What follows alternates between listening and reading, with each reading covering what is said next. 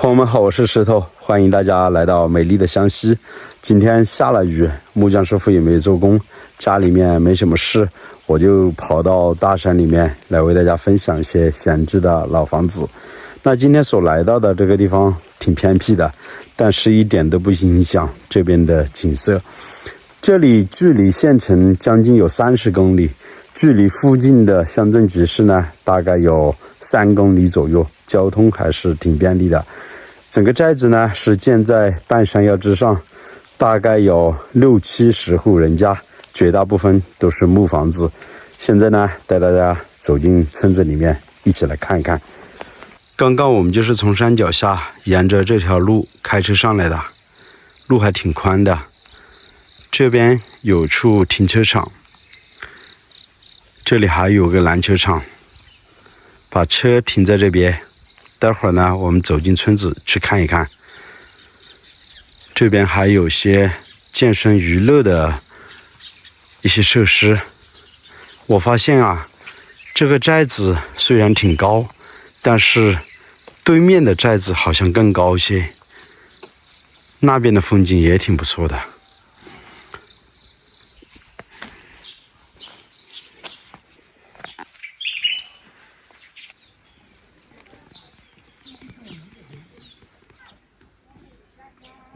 大家看一下，这些都是油菜杆，干掉了之后把它收回来当柴火烧。这边的房子全部都是吞口屋。沿着小巷子走进来，我发现这边的房子建的高低错落有致，挺有层次感的。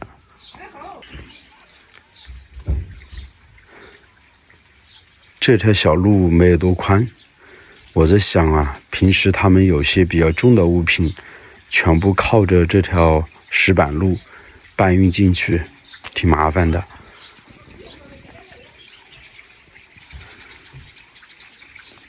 下雨了之后，山里面随处都是小溪流，看这户人家的门口就有一条小溪流。这栋房子也是住着人的，包括那边的房子，大家呢都是紧挨着建在一起。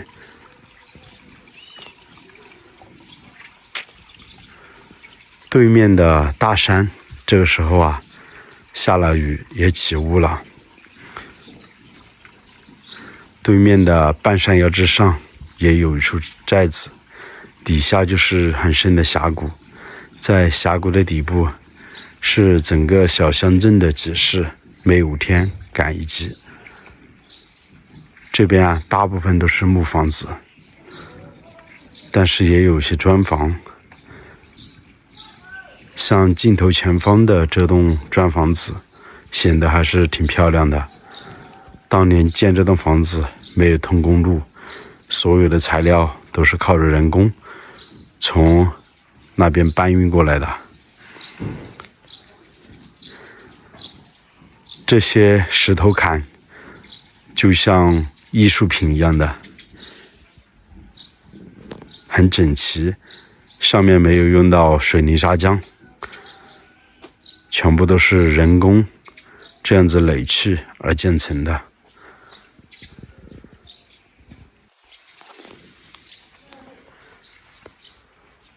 小寨子很安静，在这里面没有看到一块稻田，全部都是玉米地还有菜地。可能这边的海拔因为比较高吧，在山上啊确实没有多余的地方用来种稻田，大部分就种一些地。我是从小路走进来的，来到这边之后豁然开朗，挺漂亮的。这些房子都建在悬崖峭壁的下方，实际上这里都挺高的，几乎也是半山腰之上了。这个时候啊，到了中午的12点多钟了，大公鸡还在打鸣呢。这边车子是可以开得进来了，这里有一条马路。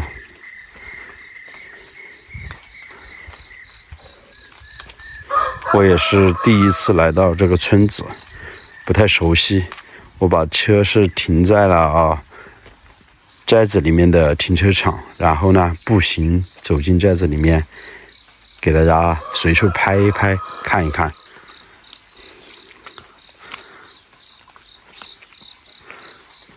寨子里面随处可见一些竹林。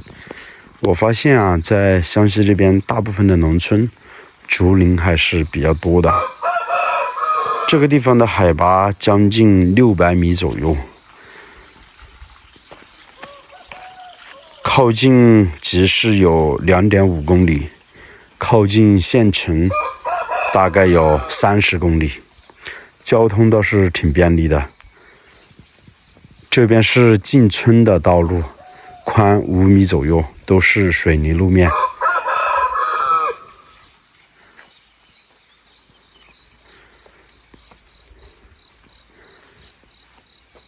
风景真的挺不错，而且没想到啊，这山头之上有这么宽的土地，都种的有玉米。对面的半山腰之上那一处寨子，大家可以看一下，也挺美的。那边好像还更高一些，大概也是有20多户人的寨子吧。像那样的村子啊，虽然是建在半山腰之上，但依然是通车，有公路可以上去的。在那底下就是这个小乡镇的集市了。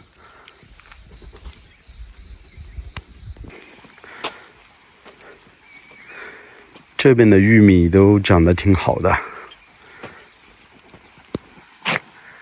这样的农村田园风格，不知道大家喜欢吗？大叔你好啊，这是在给作物加肥是吧？这是干嘛呢？肥料。哦，这是肥料啊。哦。给玉米加肥料啊？啊？给玉米加肥料吗？红薯。哦，红薯啊。红薯的，做红薯的。好好。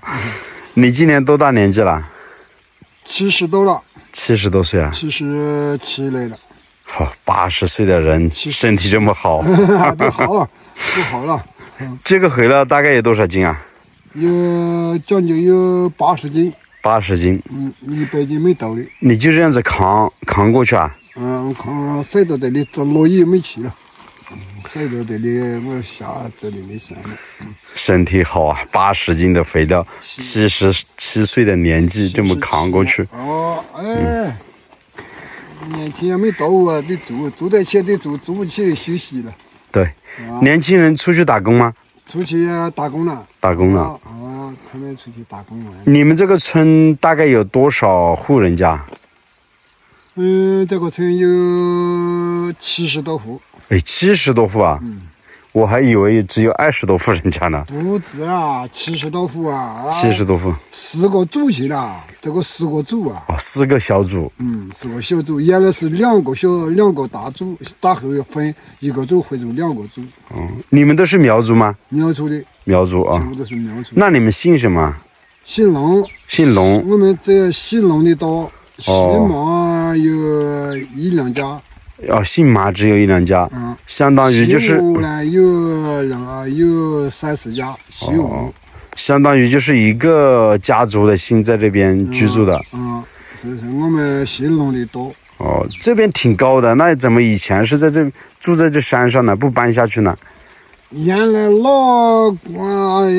的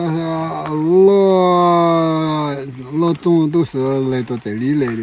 老一辈的老人在这边住了，所以你们现在也把房子就建在这边，不想搬下山了。不想搬呀，搬下山也没得地方搬。你们的田土都在这上面？我们田土就是到河边这个直接到2河去，都是我们这。底下就是那个峡谷里面有那个河边的。稻田是你们这边的？我们这边的。山上的都是地。山上那边山的是我们这里的。那还挺宽的啊。这边山也是我们这里的。好，下雨了不影响你了。好，你先忙你的吧啊。你这走的去看庙啊！不了，等一下我要下山了，下雨了。下雨了。好，谢谢你啊。走呀。走了啊。抽烟我不抽烟的。不抽烟的啊，不抽烟的，谢谢了。好，谢谢啊。我想抽烟，抽一杯烟。我不抽烟的，谢谢啊。这老人家特别客气，我们聊了会儿天，他就叫我去家里吃饭。真的，这边老百姓非常的淳朴。很多时候大家都问我，如果在这农村里面租一栋房子，能不能和当地人处好关系，住不住得开心？大家通过这些视频，通过这些镜头，应该都能感受得到，当地老百姓是非常淳朴热情的，大家不用去担心这些问题啊。很多朋友问我，去到一个陌生的村子，怎么去问到这些闲置的老房子？实际上刚才我走到寨子里面碰到人，我就问寨子里面有哪户人家常年在外地务工或者闲置的房子，他们愿意出租吗？现在我们看到的这栋房子，主人家呢就是常年在外地，几乎很少回来。他们说有可能这户人家呢房子是可以出租的，叫我过来看一看。我来到了之后，这边大门紧闭啊，没人在家。还有如果进到这个寨子发现了这栋房子可以出租呢，还可以问到邻居，通过邻居找到他们的电话，在电话里面也可以谈的。看这栋房子呢，旁边还有个停车场，挺宽的。这边的马路不知道通往哪个地方哦。那边大部分都是一些玉米地，在那背后呢就是悬崖峭壁了。环境倒是挺不错的，这栋房子给人的感觉就特别好。刚刚我在那边看的时候，发现这栋房子和邻居还是距离比较远的，少说有100多米左右吧，所以就保证了这栋房子的私密性会非常的好。看对面的那一块小地方也有好几户人家，实际上在那底下就是峡谷了，很深。别看到对面的房子很近，但实际上走过去估计都要1个小时左右呢。这栋房子啊，他们家的院子是挺宽的，这边都是用水泥柱打起来，然后呢在上面打上橡胶板，再做花瓶柱的栏杆，所以整个院子很宽，而且房子的视野不用说非常的好，一眼就可以看到对面的大山，对面的房子也是背靠着大山，面朝着大山。在农村里面啊，不用担心没水喝的，基本上喝的也都是山泉水，而且特别的干净。他们家的这栋房子呢，建了差不多有15年左右，但是长时间都外出务工，房子很少居住，可能每2-3年会回来一次，有的时候呢还可能更长时间都没有回来。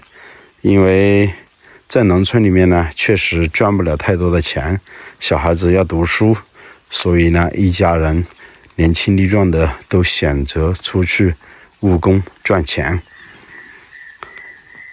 车子是可以直接开进院坝里面的，底下的这条呢就是进村的道路。刚刚我已经和主人家通了电话，他说房子倒是可以租出去，当然价格合适他才考虑会租。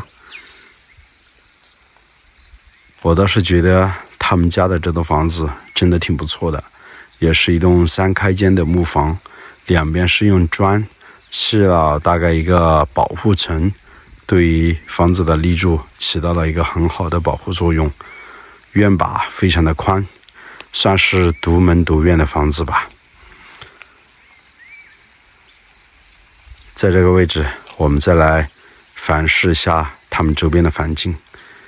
门前有2栋房子，比他们家都要矮了许多，一点不影响他们家的视线。好了，朋友们，那这期的视频也就为大家拍到这里。要下雨，我们也准备要下山了。喜欢石头的，请记得点个关注。我们下期再见，拜拜。